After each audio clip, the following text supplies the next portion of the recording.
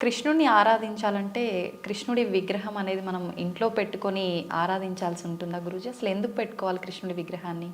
కృష్ణుడి యొక్క విగ్రహం ఎందుకు పెట్టుకోవాలి అని అంటే, మనం మీకు ఒక విషయం చెప్తానండి.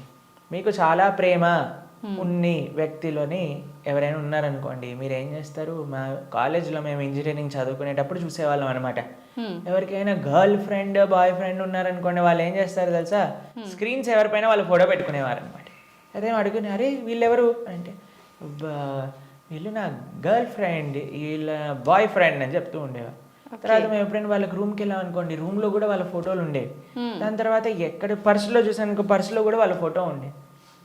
మనం ఎవరినైతే ప్రేమిస్తామో వాళ్ళ యొక్క చిహ్నాలతో మన అందరినీ నింపేసుకుంటూ ఉంటాం కదండి. అవును ప్రభుజీ. కాబట్టి మనం భగవంతుణ్ణి ప్రేమిస్తున్నాము అన్నప్పుడు భగవంతుడి యొక్క అవే మన దగ్గర ఉండాలన్నమాట. ఇప్పుడు చూడండి, మేము స్వామి ఆరాధకులం. మా స్క్రీన్ సేవర్లో చూడండి, మీకు కృష్ణుడు కనిపిస్తాడు, పార్థసారథి. ఇక్కడ లోపల తీసిన మా ఆచార్యులు కనిపిస్తారు. కాబట్టి ఎక్కడ ఉన్నా సరే కృష్ణుడితో మనం నింపేసుకుంటాం అనమాట. కృష్ణుడు మనకి ఎల్లప్పుడూ గుర్తుండాలి. చాలామంది అంటారు, ప్రభుజీ మాకు కృష్ణుడు గుర్తు రావాలి, రోజంతా మేము కృష్ణ స్మరణలో ఉండాలి అని అంటే, భగవంతుడి యొక్క నామం జపం చేయటం, భగవంతుడిని ఆరాధన చేయటం అనేది చాలా ముఖ్యం. ఓకే. కాబట్టి ప్రతి ఒక్కళ్ళు చాలామంది భయపడిపోతూ ఉంటారు, ప్రభుజీ ఇంట్లో విగ్రహం పెడితే ఆయనకి 3 పూట్ల నైవేద్యం పెట్టాలా అని అంటే, మరి స్వామి మనకి తినడానికి తిండి ఇచ్చింది, మీకు శరీరం ఇచ్చింది, పీల్చడానికి గాలి ఇచ్చింది, చూడడానికి కన్నులు ఇచ్చింది, శక్తిని ఇచ్చింది, మనసునిచ్చిందేమో ఆయనకు పెట్టడానికి మనకి పెద్ద బాధ. ఆయన నుంచి అన్ని వాడుకోవడానికి అయితే అప్పుడేం అడగట్లేదు, ప్రభుజీ మేము ఇంత వాడేసుకుంటున్నాం కృష్ణుడి దగ్గర నుంచి అని ఎవరు అడగాల్సిన అవసరం లేదు. కానీ కృష్ణుడికి ఇచ్చేటప్పుడు మాత్రం 3 పూటలా పెట్టాలా అండి నైవేద్యము అని అడుగుతారు. నిజంగా అలా పెడితేనే కృష్ణ పరమాత్ముడు మనందరినీ అనుగ్రహిస్తాడా ప్రభుజీ? మీరు ఒక్క విషయం చెప్తానండి. మీ ఇంటికి ఒక గెస్ట్ని తీసుకొచ్చారు. ప్రభుజీ గెస్ట్కి 3 పూట్ల పెడితేనేనా అండి ఆయన పట్ల ప్రేమ ఉన్నట్టు? ఆయన ఉపవాసం ఉంటే నాకేముందండి, ఆయన వచ్చి అక్కడ ఉన్నాడు, ఆయనంతా ఆయన ఉంటాడు, ఆయనకి ఏదైనా ఆకలేస్తూ వండుకొని తినమనండి అని అంటారండి గెస్ట్ని ఎవరినైనా? లేదు ప్రభుజీ. రాగానే మీరు ఇప్పుడు నేను రాగానే నన్ను టీ తాగుతారా కాఫీ తాగుతారా అని అడిగారా?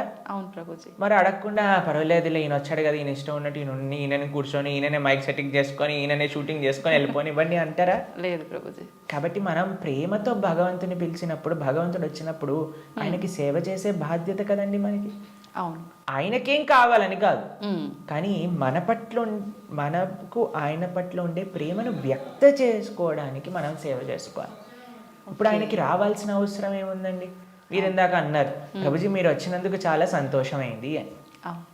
కాబట్టి మనలాంటి ఏదో చిన్న వ్యక్తి ఒకళ్ళ దగ్గరికి వెళ్తేనే మనం సంతోషపడుతున్నామే, అఖిలాండ కోటి బ్రహ్మాండ నాయకుడు మన ఇంటికి వచ్చాడు ఒక విగ్రహ రూపంలో మన సేవ స్వీకరించడానికి అని అంటే ఎంత ఆనందంతో మనం స్వామిని స్వీకరించాలి చెప్పండి, ఎంత విశేషంగా స్వామిని ప్రేమించాలి చెప్పండి. అవును ప్రభుజీ. మన ఇంట్లో భగవంతుడు అంటే ఒక వ్యక్తి, ఆయన మన దగ్గరికి వచ్చారు, మనం పిలిచి నమ్మకంతో వస్తే అక్కడ ఉంటాడు. కృష్ణ అనగానే స్వామి అక్కడ ఉన్నారు. ఇప్పుడు మనం ఏం చేస్తాం?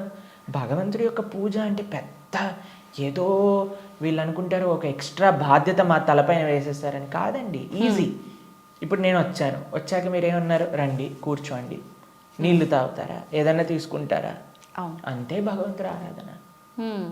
స్వామి వచ్చావా, తర్వాత కూర్చోబెట్టడం, ఆసనం సమర్పణ చేయటం, తర్వాత అర్ఘ్య పాద్య ఆచమనీయాలు ఇవ్వటం. తర్వాత మీరు ఇంటికి గెస్ట్ వచ్చారనుకోండి, అయ్యా వాష్రూమ్ యూజ్ చేస్తారా, స్నానం చేసి రండి, ఫ్రెష్ అప్ అవ్వండి అంటారు కదా, స్వామికి స్నానం చేయించటం. దాని తర్వాత ఏం చేస్తారు? చక్కగా వస్త్రాలు ఇస్తారు, టవల్ ఇస్తారు, చూసుకోవడానికి వస్త్రాలు వేస్తారు. అయ్యా హాయిగా కూర్చోండి, మీకు భోజనం తయారు చేసి వచ్చాం, చక్కగా రండి, టిఫిన్ చేయండి, భోజనం చేయండి అని చెప్తాం. భగవంతుడికి నైవేద్యం పెట్టడం, అంతే పూజ అంటే. ఇంట్లో కంగారు పడిపోయి అయ్యా మా ఇంట్లో కృష్ణుని తెచ్చుకుంటే మేము ఏమేం చెయ్యాలి, మా సమయం అంతా పోతుందా? ఎంత చేశామని కృష్ణుడు చూడడు, ప్రేమతో చేశామా లేదా. పత్రం పుష్పం ఫలం తోయం యోమే భక్తా ప్రయచ్చతి. భక్తితో కానీ మనం పెడితే అది స్వామి తప్పకుండా స్వీకరిస్తారు. కానీ పెట్టాలి. చాలామంది విగ్రహాన్ని తెచ్చుకొని పూజ చేయాలన్నమాట. అలా ఉండకూడదు. మనం స్వామిని తెచ్చుకున్నప్పుడు మంచిగా ఆరాధన చేయాలి, ప్రేమతో పూజ చేయాలి. మా భక్తుల ఇంట్లలో మేము చూస్తామండి ఎంత సుందరమైన శ్రీ విగ్రహాలంటే, ఫర్ ఎగ్జాంపుల్ మీకు ఒక విషయం చెప్తాను. ఓకే. మేము ఆదిలాబాద్ వెళ్తాం అప్పుడప్పుడు. అక్కడ గిరివర్ ప్రభు లక్ష్మీలీల మాతాజీ అని డివోటీస్ వాళ్ళ ఇంట్లో విగ్రహాలు ఉన్నాయి. వాళ్ళు ఎంత బాగా చేస్తారు, ప్రొద్దున పూట లేవంగానే స్వామికి చక్కగా వాళ్ళు ఉయ్యాల్లో పడుకోబెడతారనమాట రాత్రిపూట. అయితే పడుకునే ముందు ఏం చేస్తారో తెలుసా అండి, వాళ్ళు చక్కగా కాళ్ళు ఒత్తుతారు స్వామికి. కాళ్ళు ఒత్తి చేతులకి మాలిష్ చేసి తర్వాత పడుకోబెడతారు. అన్ని అలంకరణలు తీసేసి నైట్ డ్రెస్ వేసినట్టుగా పడుకోబెడతారు. పడుకొని ఇప్పుడు చలికాలం అనుకోండి, ఒక చక్కటి రజాయి షాల్ కూడా కలిపి పెడతారనమాట. ప్రొద్దున పూట లేస్తారు. లేపాక చిన్నపిల్లవాడిని ఎలా మనం కూర్చోబెట్టి ఆయనను రెడీ చేసి ఎలా అయితే చేస్తామో అలా కూర్చోబెట్టి స్వామికి అలంకరణ చేసి, పిల్లలందరూ వాళ్ళ ఇంట్లో 3 పిల్లలు ఉన్నారనమాట. 3 పిల్లలు వచ్చి భగవంతుడికి ఆరతి చేస్తారు. అమ్మ నాన్న అందరూ ఇంటిల్లిపాది భగవంతుడి యొక్క సేవ చేసుకుంటారు. మీకు ఒక విషయం చెప్తా, a family that praise together stays together. మనం అన్నీ చేస్తామండి. ఇంటిల్లిపాది అందరిని తీసుకొని సినిమాకి వెళ్ళొచ్చు, ఇంటిల్లిపాది అందరిని తీసుకొని హోటల్కి వెళ్ళొచ్చు, ఇంటిల్లిపాది అందరిని తీసుకొని పార్క్కి వెళ్ళొచ్చు.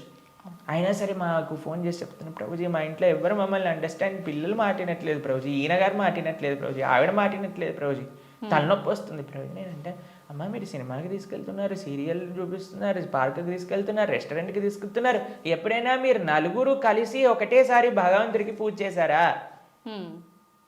నలుగురు కలిసి నియమంగా ప్రతి వారం మేము గుడికి వెళ్తామండి, ప్రతి వారం మేము గోసేవ చేయడానికి వెళ్తామండి అని ఎవరైనా చేస్తున్నారా అంటే, లేదండి మా ఆయన గారు గుడికి రాదండి, నేను ఒక్కనే వెళ్తానండి, మా ఆవిడ గారు పూజ చేయరండి, నేను ఒక్కనే పూజ చేస్తానండి, మా పిల్లలు ఆడుకోవడానికి వెళ్తారు.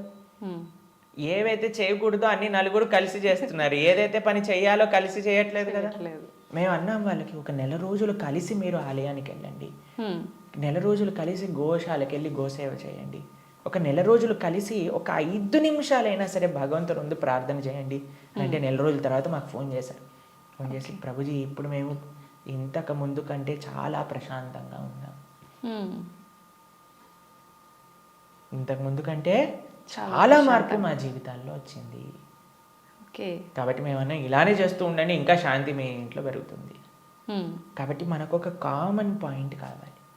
ఆ కామన్ పాయింట్ మంచి సెంటర్ అయి ఉండాలి, అది భగవంతుడు.